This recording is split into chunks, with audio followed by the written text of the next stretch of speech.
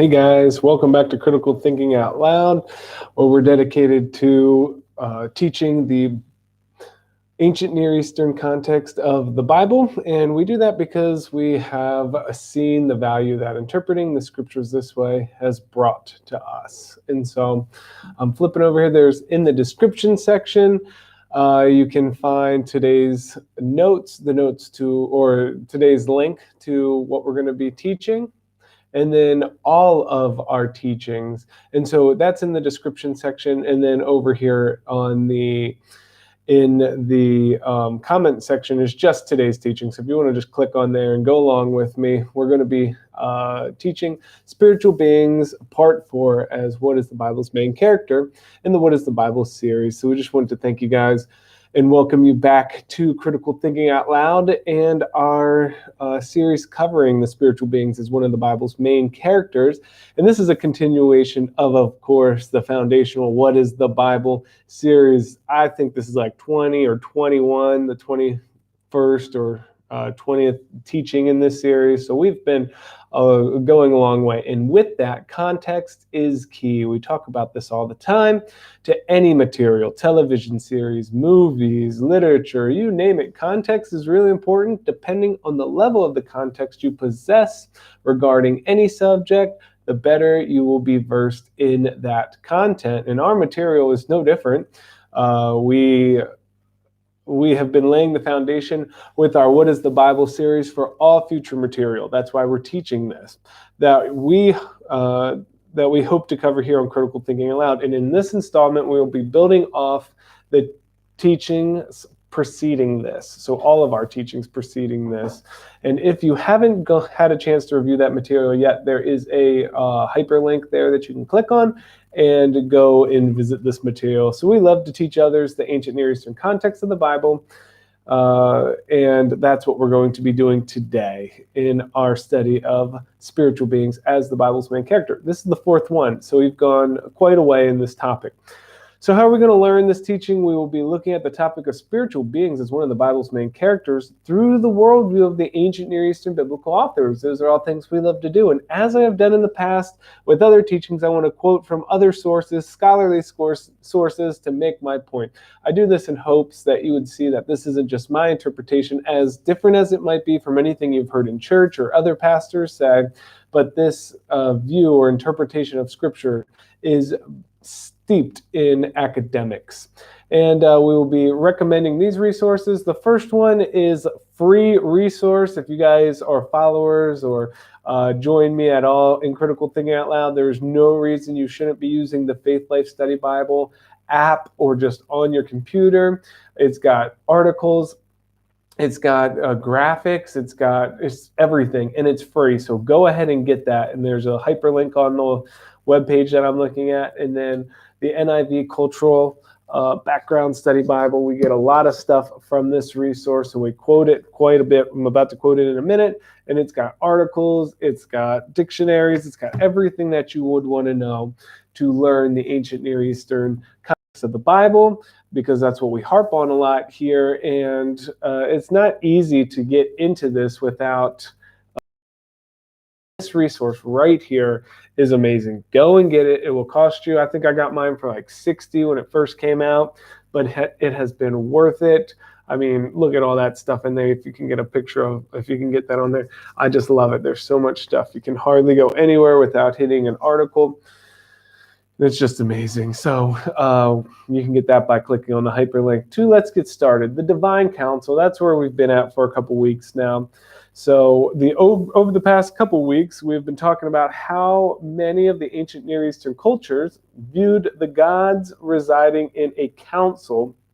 Again, we probably have pantheon in our mind, like the pantheon of ancient Rome or the Persians, and how this idea was not abandoned by the Israelites, but transformed. Remember, the Israelites are part of the ancient Near Eastern cultures. They are in that, but they transformed, amended, any of those words that you want to think of. They amended the council. They didn't get rid of it. And here's a part of the quote that we've been using to ground our teachings in this biblical worldview. Quote, "The idea that the gods operated in community, however, posed serious problems for the theology of Israel of Israel, in which only one being had divine authority. This theology did not eradicate the divine council from the Israelite thinking. Instead, the council was transformed. Rather than being comprised of various gods, the council featured the sons of God, over whom Yahweh presided, in whose activities he delegated. These council members were not gods who had autonomous divine authority on par with Yahweh's, but they were spiritual beings given a role in Yahweh's governance of the world. End quote. And that's from the NIV Cultural Background Study Bible on the article The Divine Council on page 615. If you have it, I know some of you have purchased that, and it's you can go and read that for yourself. So right there, it has not been eradicated. You will find this in the biblical text. It's been transformed. And there are other gods mentioned in the Bible, but what they're saying here is in the biblical account, they're not autonomous gods in or with the same authority on par with Yahweh. Everything is subjected to Yahweh, and he reigns supreme over it all. Although there are other spiritual beings on God's council serving at his behest, in the biblical author's ancient Near Eastern worldview, Yahweh alone is sovereign over everything, including these other deities. Here on Critical Thinking Out Loud, we define sovereignty not as meticulous control, but as the ability to rule as one pleases. And we've been talking about this a lot. A really common worldview in sects of Christianity is God meticulously controls everything. He meticulously controls the dust bites. If you get ill or die of any various diseases, COVID even, or anything like that, cancer, then God did that to you. And we're saying, no, we don't believe that at all. We actually think that that is fake, phony, and false. We believe that God reigns supreme over everything, but he doesn't meticulously control everything. And instead of meticulously control, we say the ability to rule as one pleases. That's just the definition of sovereignty in the dictionary. So Yahweh has seen fit to rule by sharing his authority with his council, not by control. So if you share authority, that is the opposite of control. You are handing over your control, and you're sharing that with other beings. And this is what Yahweh wants. Yahweh wants a big blended family of loyal spiritual and human beings who he shares his authority with to spread his kingdom. And he accomplishes this in the spiritual realm through his counsel. That's the bedrock of the gospel right there. And we're going to get into that more as we move into humans as one of the Bible's main characters, but that's a couple weeks away. So what are they? What is this divine council? The divine council is made up of spiritual beings known in the biblical narrative as the sons of God. The translation of the Hebrew words, B'nai Elohim, the sons of God, inform us that these are spiritual beings by nature. All Elohim inhabit the spiritual realm, for they are spiritual beings. Here's a saying I love and has helped me a ton to understand this. I repeat it all the time. All spiritual beings are Elohim, including Yahweh. So if you die and you go into the spiritual realm, you're an Elohim. That happens to Samuel in the book of Samuel. And so all spiritual beings are Elohim, including Yahweh, but no other Elohim is Yahweh. Nehemiah proclaims this same truth this way. You are Yahweh, you alone. You have made heaven, the heaven of heavens with all their host, the earth and all that is on it, the seas and all that is in them, and you preserve all of them. And all the hosts of heaven worship you. Nehemiah 9:6. There are many different members who are present on the council, all of which differ in role and status. So we're getting into the divine council. We know what they are. They're Elohim, they're spiritual beings, but job descriptions. In the past 2 installments, we have covered some of the roles of these spiritual beings on Yahweh's mountain. Cherubim and seraphim and angels are only a couple of job descriptions of those who occupy positions on Yahweh's council. Cherubim and seraphim, whose roles on God's council is his bodyguards, guardians, and transportation specialists. There's a link there to review that material. And then angels, while differing in rank, amongst themselves and other responsibilities, their main role is to deliver important messages from God to people. And to review that material, click on the hyperlink there as well. Like all members found on Yahweh's divine abode, these spiritual beings fulfill certain tasks given to them by the Creator to help govern creation. That's what their job requirements are.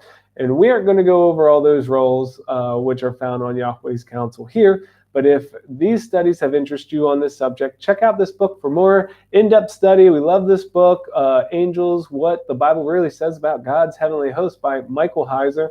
Get it now by clicking on the link right there, the hyperlink. So how are these beings described? This is what we're going to get in today. That was kind of our little reveal. Now that we have gone over who these members on God's heavenly council and the members are on God's heavenly council, sorry about that, and a few roles that are held by them, let's proceed to study some of the different ways the Bible describes these beings. Spirits is our first one. The Hebrew word ruach, spirit, is described by the Step Bible as meaning a plethora of things, one of which is spirit. Break in here real quick. Another one is the wind, the wind is the ruach, or bereth is ruach. So there's a lot of ways that this word gets translated. While this word can be used for the Spirit of God, so think Genesis 1, 1:1 and 1:2. It is also used in passages to describe members of Yahweh's council. And here's one of those. Then a spirit, a ruach, came forward and stood before the Lord, saying, I will entice him. And the Lord said to him, by what means? That's 2 Chronicle 18:20. This is a scene in the divine council, and we will be covering this in more detail next time, in a later installment, next time actually, to see how this council operates. So we'll come back to that. That is just where it says it talks about these beings on the council as a ruach, a spirit, holy ones. The Hebrew word kadosh, holy, is described by the Step Bible as meaning sacred, holy, holy one, saint, set apart. Now the Step Bible is an awesome research tool. You can use it. It's really friendly. You just literally click on little hyperlinks. It's the Bible verses there, and it's got all the translations, but use the ESV. And then because it interacts with all the Greek and Hebrew text, and then you just can hover over it, and it tells you how many times that word is in a book, how many times that word is in the Bible, and then if you click on it, it shows you all those. And the Step Bible is from the Tyndale House in Cambridge of the UK. They did an amazing job there, and it's a free resource. So go ahead and check that out. So this word kadosh, or holy ones, from the Step Bible is translated as sacred, holy, holy one, saint, or set apart. This word does not only refer to heavenly beings as anything. This word does not only refer to heavenly beings, sorry about that, but as anything that is mentioned as holy or set apart in the Old Testament would be referred to by this word. This word is used for a lot of things, guys. There is, however, passages that do use this word to describe members of God's council. Here's one of them, Zechariah 14:5, quote, and you shall flee to the valley of my mountains, for the valley of my mountains shall reach to Azel. And you shall flee as you fled from the earthquake in the days of Uzziah, king of Judah. Then the Lord my God will come, and all the holy ones, kadosh right there, holy ones, with him. Heavenly host, the Hebrew word shaim, I hope I said that right. It's probably not the best. Shemaim, it's probably a Shemaim. Heavens is described by the Step Bible in multiple ways, one being heaven, heavens, or sky, and that's from the Step Bible. Here is a short excerpt from Dr. Heiser's book mentioned above on angels to help us understand why we should render some uses of this word as spiritual beings a part of God's counsel. The Hebrew word is always found in the plural form. So this is the quote. The Hebrew word is always found in the plural form. In a handful of passages, shaim, or that word, shemaim, describes the members of God's supernatural host and should be translated, though it often is not, as heavenly ones. for clarity on that point. And that's from Michael Heiser's book, Angels, What the Bible Really Says About God's Heavenly Hosts. And I have the Kindle edition, and it's mentioned there where you can find it on the Kindle edition.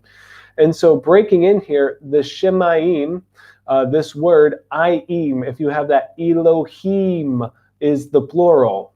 Shemaim is the plural.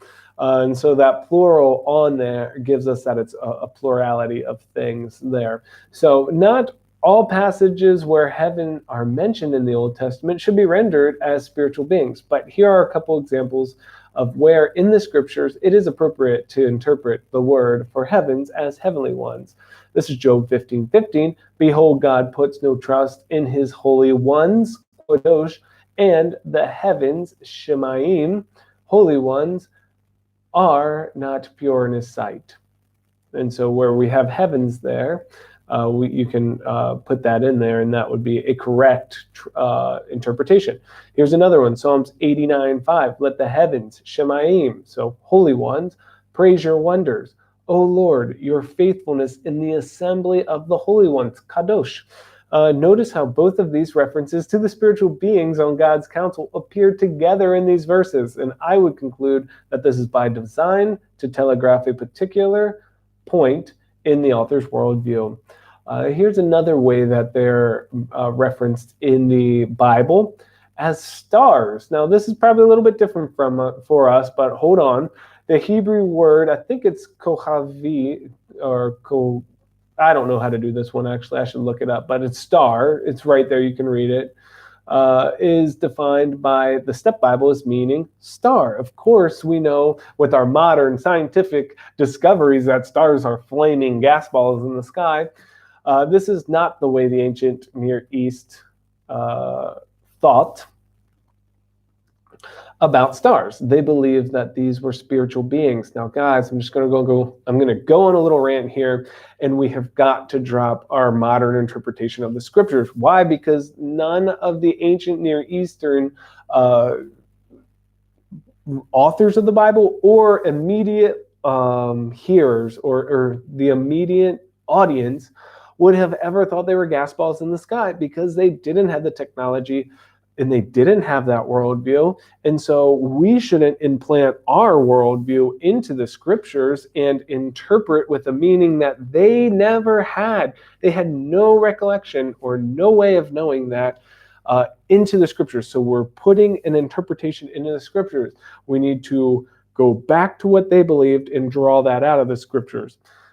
So I won't rant too long on that, because I do it all the time. But the Old Testament view of the stars were that they were spiritual beings. And we know this for a fact because the Bible tells us so. In the Old Testament passages, when the morning stars sang together, no ball of gas is singing, when the morning stars sang together and the sons of God shouted for joy. So when the morning stars, those are these divine beings, sang together, and all the sons of God, the Benai Elohim, shouted for joy. That's Job 38:7. So these are spiritual beings again.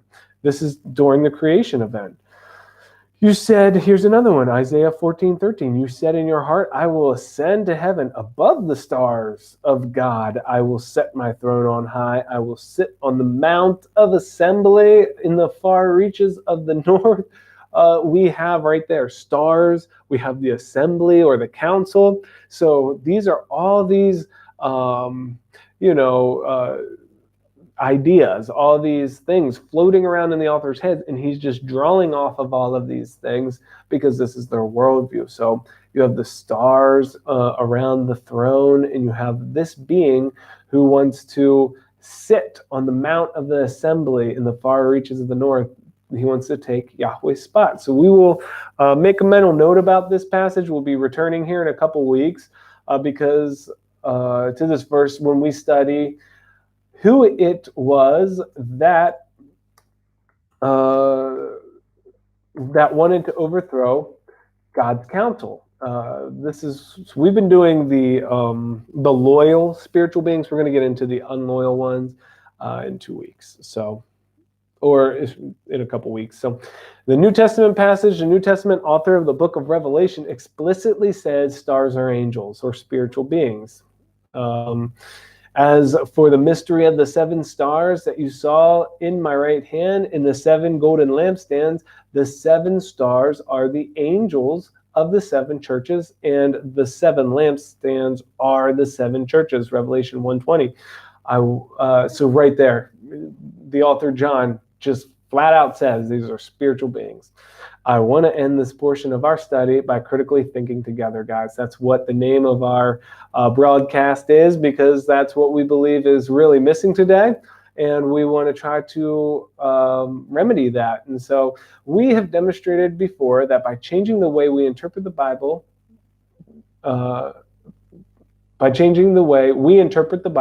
there can be a profound impact on even the most well-known Bible passages. Now, we did that with our Visible Yahweh and Invisible Yahweh series, where we took well-known passages and we said, look, this isn't the way that we've always interpreted these scriptures, but that there is a visible and an invisible Yahweh here. All the same Yahweh, but one invisible, one in invisible form. And so let's do that again here with this view of stars. In a new level of understanding is attained when we leave our modern interpretations behind and adopt the ancient Near Eastern biblical author's way of thinking, God's promise to Abraham. Here's a verse, and he brought him outside and said, look towards heaven in the number of stars, if you are able to number them. Then he said to him, so shall your offspring be. And that's Genesis 15:5. Now, I wanted to draw our attention to this passage above. Most of us are familiar with this passage in the notion that God promising a childless, elderly Abraham that his offspring will be as numerous as the stars of the sky. That's true. While most of us have probably thought of this passage as only addressing Yahweh's promise to provide Abraham with countless descendants in a numerical sense, numerically, which it surely does. I'm not going to deny that. It definitely does. I would contest that there may be something deeper being proclaimed here. So let's take another look at this verse, knowing what we know about the ancient Near Eastern biblical author's view about how spiritual beings can be referred to as stars. Yahweh's proclamation for Abraham to look towards the heaven and number the stars, and so shall his offspring be, is very interesting. We know that in time, the nation of Israel does become as numerous as the stars of the sky. Some scholars also believe, in addition to the amount of descendants, Yahweh could also be addressing the nature to which these offspring will become. In the ancient Near Eastern worldview, the stars are believed to be divine beings. These spiritual beings serving on God's counsel, are granted everlasting life by remaining loyal to Yahweh alone. Therefore, when Yahweh pronounces to Abraham that so shall your offspring be, there is a context that he may be also sharing that these descendants will become... hold on one second. That these descendants will also become like the spiritual beings in nature through their trusting loyalty in him. So here's the source. I'm just going to quote from Michael Heiser's book on this topic, the one we mentioned above, to close us out here. Quote, this destiny to be like the stars, as it were, has deep Old Testament roots. The key passage is Genesis 15:5, that the offspring of Abraham would be like the stars. Paul quotes this passage in Romans 4:18 as part of his argument. Includes the statement that Abraham and his offspring would inherit the cosmos. That's Romans 4:13. Most Bible interpreters take the promise of Genesis 15:5 as a numerical one. This is certainly the case, but there is a noteworthy stream of Second Temple Jewish interpretation culminating in the New Testament that considers the promise as qualitative as well. The point is that believers, the children of Abraham through faith in the promised messianic seed, would not only be as numerous as the stars, but would be made divine as stars. The members of the heavenly host were considered as stars. The members of the heavenly host were considered to be. Being made like the stars is part of the biblical theology of glorification or theosis. For the relevant primary sources and academic secondary literature, see David A. Burnett, Abraham's star-like seed, neglected function element in the patriarch promise of Genesis 15. And that's an MA thesis, Criswell College, 2015. And now the hyperlink is right in there. That's the end of the quote. I put the hyperlink in there, and that's from Dr. Michael Heiser's Angels, What the Bible Really Says About God's Heavenly Hosts book. Again, the Kindle is there because I have it on Kindle. So check out this podcast if you want to learn more about this view of Abraham's promise. This is Heiser's podcast, so you don't have to pay anything for this. The hyperlink is there, and it's the Naked Bible 164, episode 164, Paul's Ascent and Angelic Torment with David Burnett. And so you can just right there click on that link and listen to Burnett talk about this thesis that he's come up with, and it's free. It won't cost you anything. So this was just a brief scratching of the surface on the subject of God's counsel. But once again, for a deeper study, go and get the resources above and dig for yourself. So check out this short video series on spiritual beings by our friends over at the Bible Project by clicking on the link there. They are amazing and super helpful to get a better grasp on what we're covering this series. So those guys, the Bible Project, who we love, did a little spiritual being mini series kind of thing, and they're like 8 to 10 minute videos. They're beautiful. They're just awesome.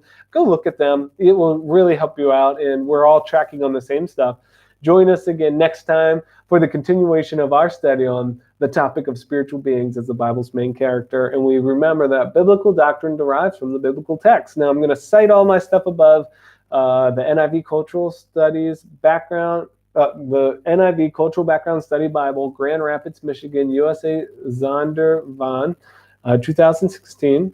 We have the Step Bible from Tyndale House, Cambridge, UK. We have Dr. Michael Heiser's Angels, What the Bible Really Says About God's Heavenly Host. Again, that was the Kindle edition because that's what I have. The Naked Bible Podcast, that's up there. And then the Bible Project. Our call for action is helping us by learning more. Check out the book referenced above, Angels, What the Bible Really Says About the Heavenly Host by Michael Heiser for a more in-depth study of all this stuff that we're talking about. Click the link there to get that. Our favorite Bible is the NIV Cultural Background Study Bible. This one, you can go get it. It's no extra cost to you to go get this, but it helps out our ministry. And then we also have our favorite book, Supernatural, What Does the Bible Teach About the Unseen World and Why It Matters? That's a book that we translated into Turkish here. We love it. We have a lot of big plans for it in the future. And so we just wanted to thank you guys so much for joining us on another episode of Critical Thinking Out Loud.